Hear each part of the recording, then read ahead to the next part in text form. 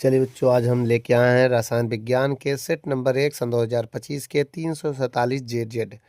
बच्चों, यह 70 नंबर का पूर्णांक है। आज ये पहला नंबर क्वेश्चन आपकी स्क्रीन पर देखते हैं क्या कह रहा है। चलिए बच्चों, क्वेश्चन आपकी स्क्रीन पर कह रहा है, पहला ऑप्शन, एक ऐसे ठोस विलयन का उदाहरण दीजिए जिसमें विलय कोई गैस हो ना। तो भैया एक बात हम बता दे रहे हैं, तो इसमें जो ऑप्शन आपका है वो पहले का तीसरा सही है। क्यों सही है समझ लीजिए। जो पीडी होता है, पैलेडियम, ये ठोस होता है बेटा। क्या होता है? यह ठोस होता है। ठीक है, क्या होता है बेटा? ये ठोस होता है और H2 को अवशोषित कर लेता है, मतलब हाइड्रोजन को अवशोषित कर लेता है। ये अवशोषित, ठीक है, अवशोषित करता है और जिससे एक ठोस विलयन बनाता है, जिससे एक ठोस विलयन बनाता है। ठीक है, तो तीसरा है कि पैलेडियम में हाइड्रोजन का विलयन आपका सही है। अब आ जाओ बेटा, दूसरा नंबर क्वेश्चन पढ़ते हैं। तो बच्चों, ये पहले का था। अब आइए पहले का खा देख लेते हैं। ठीक है, पहले का खा क्या कह रहा है, देखिए कि जलीय विलयन में द्विसंयोजी आयन के चुंबकीय आघूर्ण का मान होगा यदि परमाणु क्रमांक 25 है। तो जेड का मान 25 दिया है। इससे भैया इलेक्ट्रॉनिक विन्यास हम बनाएंगे, 1s2 2s2 2p6 3s2 3p6 4s2 3d5, ये होगा 25 है। देखो 2 2 4 6 10 2 12 6 18 2 20 5 25, आखिरी में जो है इसको उठाओ 3d5। 5 का मतलब इसमें कितने कक्षक बनेंगे? 5। 1 2 3 4, 1 2 3 4 5 है। अब इलेक्ट्रॉन भरो बेटा। इसमें कैसे भरेंगे? एक इलेक्ट्रॉन, 2 3 4 5। तो जो n का मान है वो 5। ये हो n क्या होता है? अयुग्मित इलेक्ट्रॉन। अयुग्मित इलेक्ट्रॉन होता है। अयुग्मित इलेक्ट्रॉन मेरे पास इतना है। अब इसके बाद चुंबकीय आघूर्ण का एक फार्मूला होता है बेटा। क्या होता है? चुंबकीय आघूर्ण। चुंबकीय आघूर्ण का फार्मूला होता है n+2। ये होता है फार्मूला। n का मान 5 है। 5 5 + 2, अब ये हो जाएगा 5 + 5 2 7 पना 35, रूट में कितना जाएगा? 35। अगर हम इसको बाहर निकालें तो कितना आ जाएगा? 6.592 Bm, बोर मैग्नेटोन। क्या होता है? Bm, बोर मैग्नेटोन चुंबकीय आघूर्ण का मात्रक होता है बच्चों, ये Bm। ठीक है, तो क्या होता है? Bm। तो आपका यह आंसर है, आंसर नंबर चौथा। भैया पहले के खा का चौथा आपका ठीक है बेटा, नोट कर लो।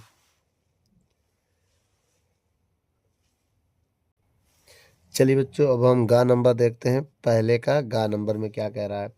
संकुल CONH3 का होल 6Cl2 के विलयन में कितने आयन उत्पन्न होंगे? तो सवाल देखिएगा बहुत ध्यान से। CONH3 का होल 6, बाहर है Cl2 है। जब इसको हम तोड़ेंगे तो तोड़ने के बाद होगा CONH3 6, इसके ऊपर 2 प्लस चला जाएगा, Cl के ऊपर -1 होगा। अब एक माइनस का मतलब यहाँ 2 लगाना पड़ेगा ताकि बैलेंस रहे। अब आपको पता है एक आयन इसके उत्पन्न होंगे, एक आयन इसका उत्पन्न होंगे और 2 आयन इसके उत्पन्न होंगे। तो टोटल कितने आयन होंगे? कुल 3 आयन। कुल 1 + 2 कितने आ गया? 3 आयन। तो टोटल कितने आयन है बेटा? 3 है। तो आपका ऑप्शन नंबर जो है तीसरा, पहले के गा का तीसरा ऑप्शन आपका सही है, नोट कर लो। चलिए बच्चों, पहले का घा नंबर क्वेश्चन देखते हैं क्या कह रहा है। अभिकर्मक में जो एसीटोन और बेंजील्डिहाइड दोनों से अभिक्रिया नहीं करता है वो क्या है? वो है फेलिंग अभिकर्मक। क्या अभिक्रिया? फेलिंग अभिकर्मक। ये जो होता है बेटा दोनों से अभिक्रिया नहीं करता है, तो ये आपका पहले के घा का दूसरा वाला ऑप्शन सही है।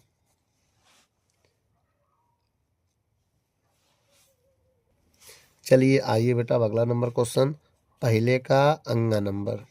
ठीक है, पहले का अंगा नंबर में क्या कह रहा है, सबसे मीठा शुगर कौन सा होता है बेटा, फ्रैक्टोज। सबसे मीठा जो होता है वो होता है फ्रैक्टोज। ठीक है, ये ऑप्शन सही है, मतलब पहले के अंगा का चौथा आपका ऑप्शन एक बिल्कुल सही है बेटा। चलिए बच्चों, पहले का 4 नंबर क्या है question, CH2 double bond CH, CH2NH, CH3 के लिए सही आयुपेशी नाम लिखना है। सही आयुपेशी नाम क्या है बेटा, मैं आपको बता दूं, काउंटिंग में यहाँ से करूँगा। ठीक है, क्योंकि ये चैन टूट रहा है, 1 2 3। इसके बाद मैं क्या लिखूँगा, एन मेथिल, एन नंबर पे मेथिल है तो क्या लिखूँगा, एन मेथिल।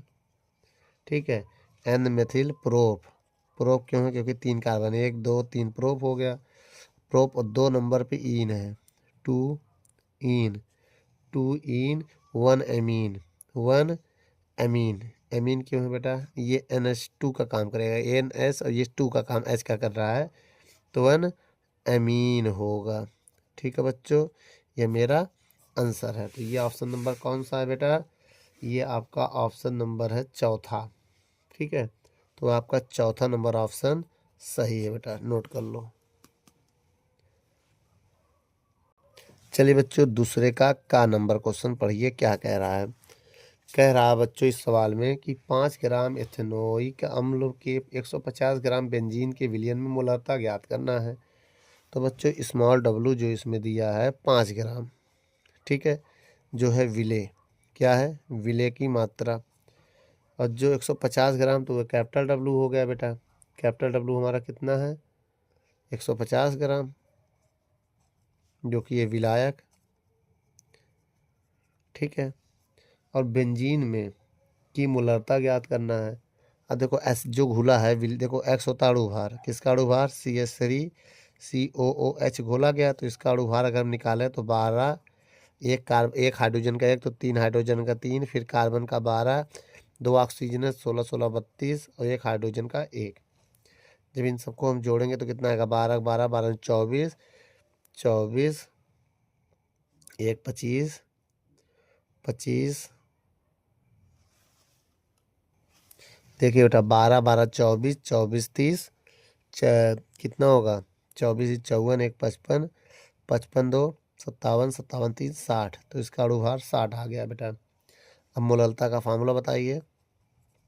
मोललता, इसका फार्मूला होता है स्मॉल w बराबर स्मॉल x गुणे 1000 बटे x गुणे कैपिटल W। मान यहाँ रख के सॉल्व करो।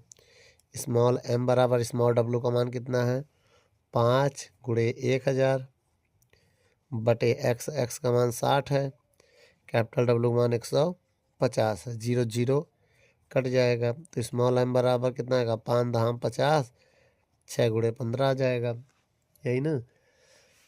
अब इसको सॉल्व करेंगे, कैसे सॉल्व करेंगे बेटा, ये आपको देखना है। अगर हम इसका गुणा करें तो 50 ऊपर रहने देते हैं, 15 छक्का 90 आ जाएगा, 0 0 कट जाएगा, m का मान 5/9 आ गया, भाग देंगे तो 0.515 आएगा आंसर। वीडियो को रोक कर नोट कर लो। चलिए बच्चों, दूसरे का खा नंबर क्वेश्चन आइए पढ़ते हैं। क्या कह रहा है, इसी का खा मतलब कह रहा है, ताप बढ़ाने पर गैसों की द्रव में विलेयता में हमेशा कमी आने की प्रकृति क्यों होती है। देखिए बेटा, इसका आंसर आपकी स्क्रीन पर है, वीडियो को रोक कर नोट करके इसको पहले पढ़ लें। ठीक बच्चों, चलिए अब आगे देखते हैं। चलिए बच्चों, दूसरे का गा नंबर क्वेश्चन पढ़ते हैं। क्या कह रहा है सवाल, कह रहा है लिंथेनाइडो द्वारा कौन कौन सी ऑक्सीकरण अवस्थाएं प्रदर्शित की जाती हैं। आइए बच्चों, सबसे पहले हम लिखते हैं लिंथेनाइड की ऑक्सीकरण संख्या। देखिए बेटो, लिंथेनाइड जो सीरीज होता है वो CE है, फिर PR है, फिर ND है, फिर PM है, फिर SM है, फिर EU है, फिर GD है, फिर TB है, फिर DY है, फिर HO है। कुल 14 तत्व हैं बेटा। ER है, फिर TM है, फिर YB है, उसके बाद एक है LU। परमाणु क्रमांक देख लो बेटा, इसका 58 है, 59, 60, 61, 62, 63, 64, 65, 66, 67, 68, 69, 70 और 71। तो मैं आपको बता दूं इनकी ऑक्सीकरण संख्या कितनी होती है। चलिए बच्चों, इनकी ये नाम क्या है? सीजियम, प्रेजिडियम, ये है प्रेजिडियम। एन से क्या होता है बेटा? नियोडियम, इसका नाम है प्रोमीथियम। समेरियम, इसका नाम है यूरोपियम। इसका नाम है गैडोलिनियम। इसका नाम है टर्बियम। इसका नाम है डिप्रोसियम। इसका नाम है होल्मियम। इसका नाम है अरबियम। इसका नाम है लूथियम। ठीक है, ER से ये लूथियम है। इसका नाम है क्या है? TM से बेटा थू थूलियम। इसका नाम है इट YB से होता है इटबीरियम। इसका नाम है ल्यूटीसियम। क्या है? ल्यूटीसियम। चलिए बच्चों, इनका ऑक्सीकरण संख्या लिखते हैं। देखो बेटा, ये मैक्सिमम जो लेंथेनाइट होते हैं प्लस का 3 बनाते हैं। तो L लेंथेनाइट सीरीज जो प्लस का 3 बनाने का इनकी ऑक्सीकरण संख्या मैक्सिमम 3। इसका 3 और 4 होता है, इसका 3 होता है। ठीक है, इसका भी 3 4 होगा ऑक्सीकरण संख्या। इसका 3 होता है, ये भी 3 होता है, ये 2 और 3 होता है इसका। इसका भी 2 और 3 होता है। ठीक है, इसका 3 होता है, इसका 3 और 4 होता है, इसका 3 होता है, इसका भी 3 होता है, इसका भी 3 होता है, इसका भी 3 होता है, इसका 2 3 होता है, इसका भी 3 होता है। सबका प्लस माइनस का ये ऑक्सीकरण संख्या होती है। ठीक बच्चों, वीडियो को रोक कर नोट कर लो। चलिए बच्चों, दूसरे का घ नंबर अब आइए देखते हैं इस सवाल में क्या कह रहा है। कह रहा है Fe क्वेश्चन है बेटा, देख लो। Fe आपकी स्क्रीन पर है। NH क्या है? 3 का होल ट्वाइज। ठीक है, उसके बाद CN4 के ज्यामितीय समवयवों की संरचना दर्शाइए। तो आपको करना क्या है? सबसे पहले ध्यान दो, इसका स्ट्रक्चर बनाना आना चाहिए। स्ट्रक्चर बनाने के लिए आपको करना क्या है? ऐसे एक बनाना है, बीच में लिखना है Fe। क्या? अब Fe में देखोगे बहुत ध्यान से, सभी तरफ कितने बाउंड है इसमें? 6, 1 2 3 4 5 6 बाउंड है। अब इसके चारों ओर लगेगा क्या? बहुत ध्यान से देखिएगा। यहाँ CN4 है, अमोनिया 2 है, तो यहाँ NH3 कर दो, यहाँ भी NH3 कर दो। बोलो, बाकी सब CN CN CN CN और CN कर दो। ठीक है, इसको बोलते हैं समपक्ष। क्या है ये? समपक्ष मतलब सिस, जेल से हम लोग बोलते हैं सिस समवयवता। हो गया ये समवयवता। ठीक है, कॉमा लगा के। दूसरा जो हमारा बनेगा स्ट्रक्चर यही रहेगा पूरा। ठीक है, इसमें एक थोड़ा सा चेंजिंग है। क्या चेंजिंग है मैं बता दूं। बीच में Fe रहेगा। ठीक है, इसमें भी 6 बाउंड रहेंगे, उपसहसंयोजक बंध जिसे हम लोग बोलते हैं। ठीक है, अब देखेंगे जो समान वाले हैं वो एक अगल बगल नहीं रहेंगे, अपोजिट रहेंगे। अगर एक यहाँ अमोनिया है तो एक अमोनिया इसके अपोजिट होगा यहाँ पर। ठीक है, बाकी इसके अपोजिट CN। ठीक है, ये डायगोनल ही रहते हैं, डायगोनल के विकर्ण के रूप में यहाँ पर ये रहते हैं, तो इसे विपक्ष बोलेंगे। विपक्ष मतलब ट्रांस समवयवता। ठीक बेटा, इतना बना दिए, यही मेरा आंसर है। वीडियो को रोक कर नोट कर लो। चलिए बच्चों, तीसरे का नंबर क्वेश्चन पढ़ते हैं। क्या कह रहा है? निम्नलिखित अभिक्रिया को उपयुक्त रासायनिक समीकरण द्वारा समझाइए। पहला बुट्स अभिक्रिया है और दूसरा बुट्स फिटिंग अभिक्रिया है।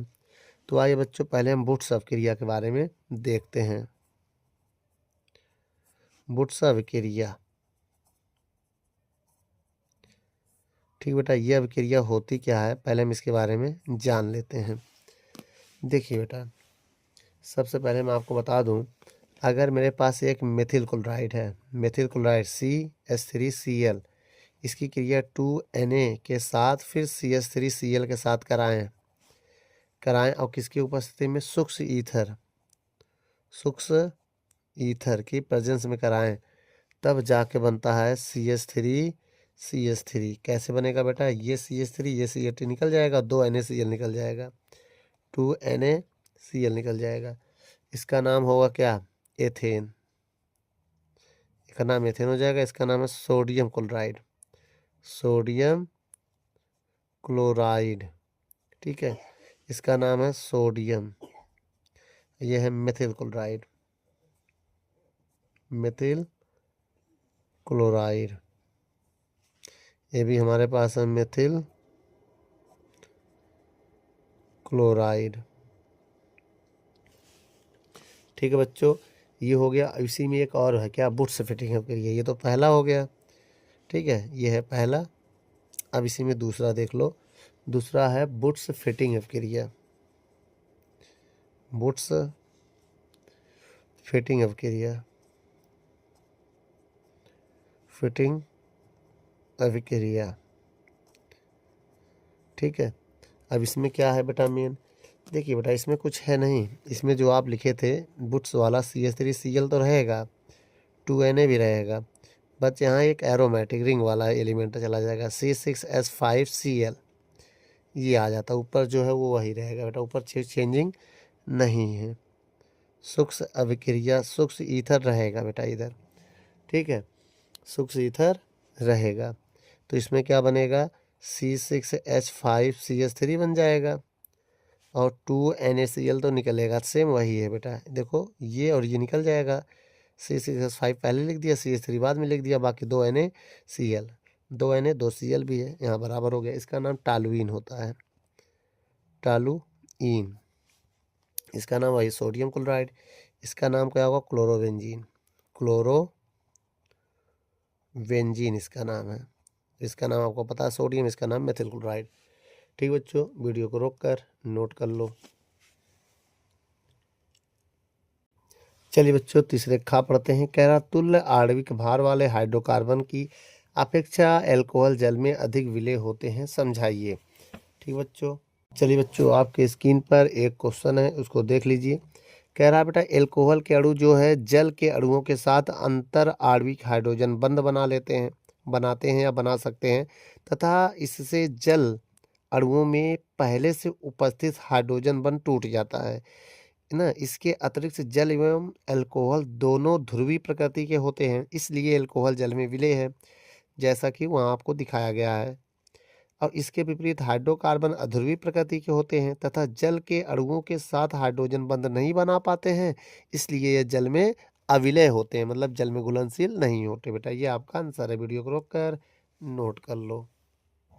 चलिए बच्चों, तीसरे का गा वाला क्वेश्चन देखते हैं। क्या कह रहा है? निम्नलिखित में भेद लिखिए। कौन कौन सा? पहला जो है हमको लिखना प्रोपेनल में, प्रोपेनल, और दूसरा जो हमें लिखना है वो किस में लिखना है?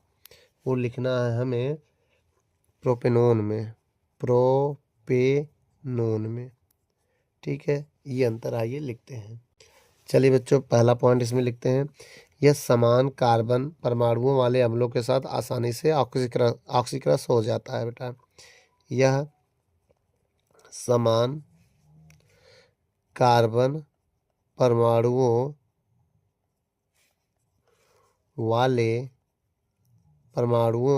वाले अम्लों के साथ आसानी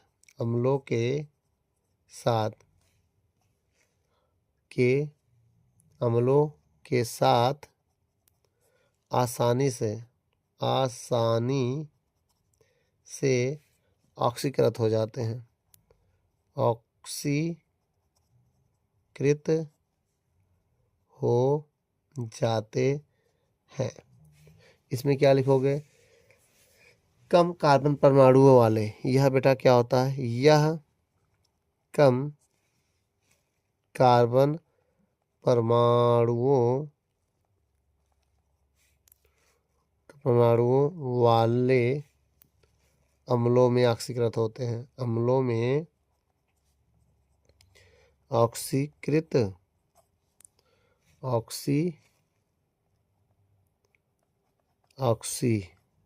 होते हैं। ठीक बेटा, ये ऑक्सीकृत लिख देना, आधा का है, ऑक्सीकृत होते हैं। अब दूसरा पॉइंट लिखोगे, यह फेलिंग विलयन से क्रिया करके क्यूप्रिक ऑक्साइड बनाता है। यह फेलिंग विलयन से क्रिया करके क्यूप्रस ऑक्साइड बनाते हैं। क्यूप्रस ऑक्साइड बनाते हैं। क्यूप्रस ऑक्साइड बनाते हैं। ठीक है, क्यूप्रस ऑक्साइड बनाते हैं। यह क्यूप्रस ऑक्साइड जो होता है ये लाल शेप होता है। ठीक है, ये कोई अभिक्रिया नहीं करता है। दूसरा, यह कोई अभिक्रिया नहीं करेगा। फेलिंग विलयन के साथ कोई अभिक्रिया नहीं करता। यह कोई अभिक्रिया नहीं करता है। ठीक है, किसके साथ? फेलिंग विलयन के साथ कोई अभिक्रिया ही नहीं करेगा। अब आइए तीसरा पॉइंट इसका लिखते हैं। ठीक है, तीसरा पॉइंट क्या रहेगा? यह टॉलिन अभिकर्मक पर क्रिया कर रजक दर्पण बनाता है। यह टॉलिन अभिकर्मक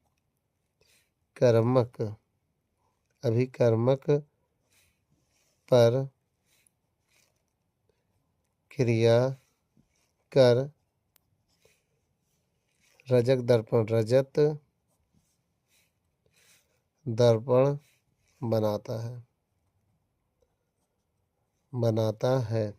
ठीक है, इसमें क्या लिखोगे? कोई परिवर्तन नहीं। कोई परिवर्तन नहीं। अगर इसकी क्रिया कराओगे तो कोई परिवर्तन नहीं होता। ठीक है, आइए बेटा चौथा पॉइंट लिखते हैं। बेटा इसमें आखिरी पॉइंट हम लिखेंगे, शीघ्रता से बहुलीकृत हो जाता है। यह शीघ्रता से बहुलीकृत हो जाता है।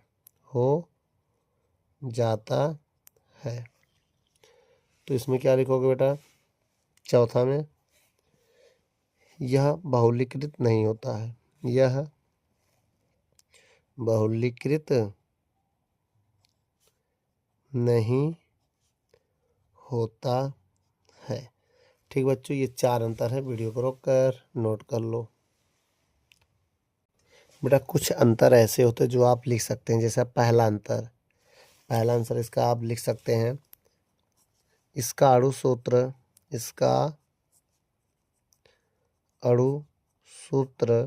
क्या है? C6H5OH होता है। इसमें लिखोगे पहला, इसका अणु सूत्र